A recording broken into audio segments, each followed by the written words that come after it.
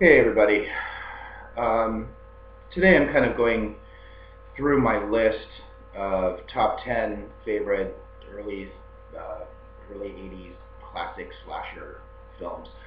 Um, and one that just is mandatory to be on that list is Prom Night with Jamie Lee Curtis. Um, I'm consistently disappointed with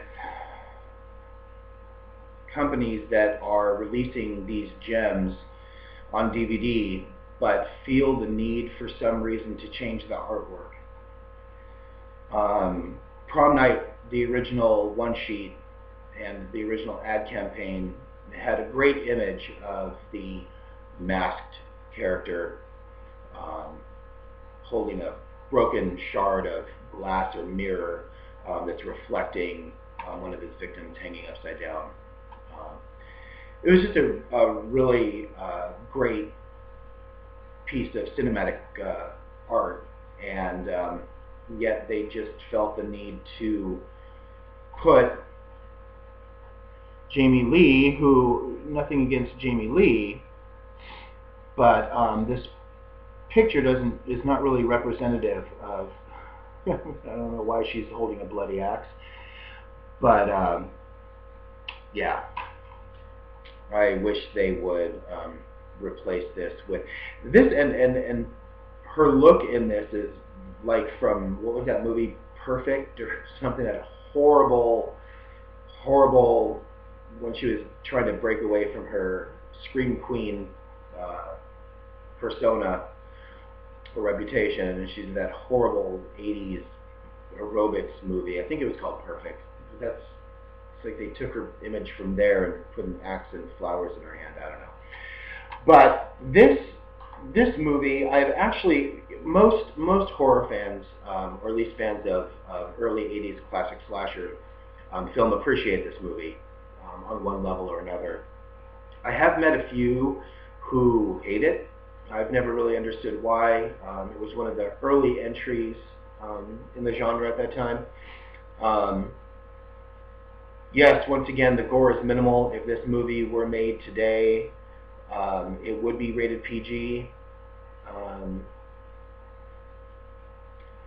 but it was one of the films that really helped set the formula um, to really make it concrete, and also inspired, tons of, Slaughter High and all these other, where they, not just in college now, but, high school students in peril. Um, the music for this movie is fantastic, and it's really unfortunate that the soundtrack was never widely released. In fact, it's my understanding it was only pressed in Japan, and the music, by the way, was done by Paul Zaza, who also did the music for, I believe, My Bloody Valentine, the original, not the remake, obviously. Um, but it had some really great classic disco pieces in there that I'm definitely not a fan of disco by any stretch of the imagination. However, the songs, just because, probably for nostalgic reasons, like I can sing along with them when I watch this movie. You can get copies. Occasionally, they do pop up on sites like eBay. Generally, they run about $400. And as much of a horror fanatic and rabid collector of all things horror, I can't get myself to pay $400 for that soundtrack. I just can't. Especially the artwork on the front is terrible. I could be convinced if it had the original artwork, but it has some really strange, almost, this woman who almost looks like a nightclub singer, like kind of laying up by a piano with a red rose on it. I mean, it's not representative of the film whatsoever. Um, But yeah, but getting back to the film itself, um, it was a Canadian production, and once again, like I said before, um, I know for some reason some people have a bias against Canadian produced films, but I need to remind people every once in a while that Canada put out some of the higher class um, slasher films of that period. One of the main reasons why was the Canadian government actually funded or gave a lot of funding to these producers to get these films made because they were really trying to promote Canada as a filmmaking destination. It was part of their arts funding program or something. So kudos to that. That would never happen in this country because Americans are prudes. And too many people would complain that their tax dollars are going towards producing garbage or violence, or promotion of violence, or violence against women, or they'd find something to complain about. But you know, My Bloody Valentine, one of my top 2 favorites, was Canadian. Happy Birthday to Me, which was another one of my top 10, was also a Canadian. I mean, there were so many. Funeral Home, I believe, was, no, I'm not going to put Funeral Home up with the same caliber as these, even though I enjoyed Funeral Home, but it's just not quite up to par. Didn't quite make my top 10. But yeah, it you know, it pretty much set the formula in place where you've got a group of high school teens getting ready for the big dance, but a tragic accident had happened years earlier to this one group of kids, and then it flash forwards to you know, present day, and they're getting ready to go to their senior prom, and they start getting these crank phone calls one by one, and the voice in that is so funny. It's like, Wendy, are you going to the prom? Or you know, this kind of classic, like, you know, telephone, you know, whatever. And it's really funny because I've seen this movie so many times, and I remember seeing it first on television.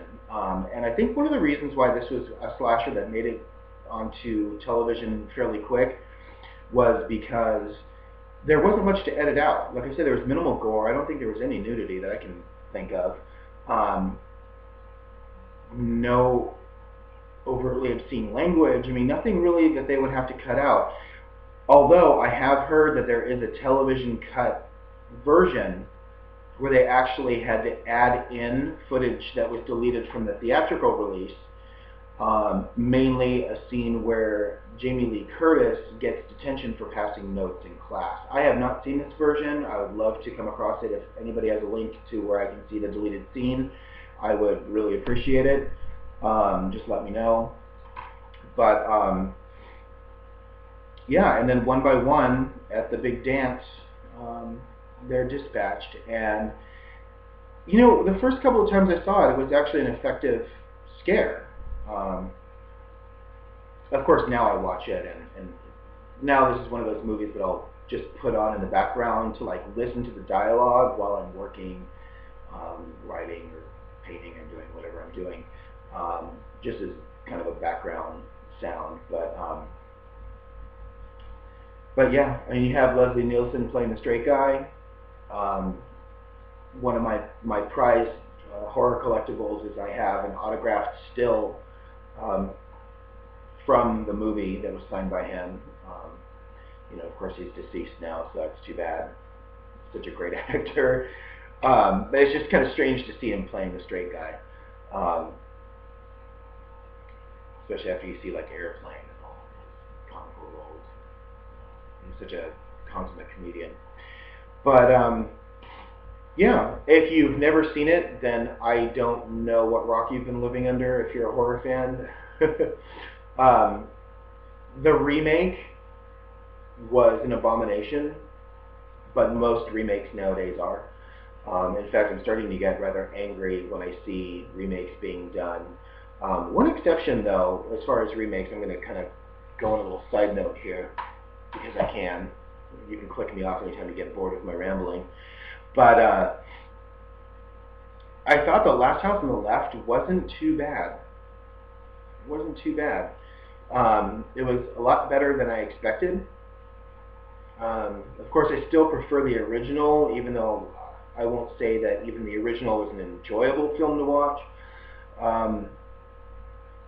While I am a huge fan of the slasher genre and 70s and 80s horror, I'm not a huge fan of films that are overtly cruel.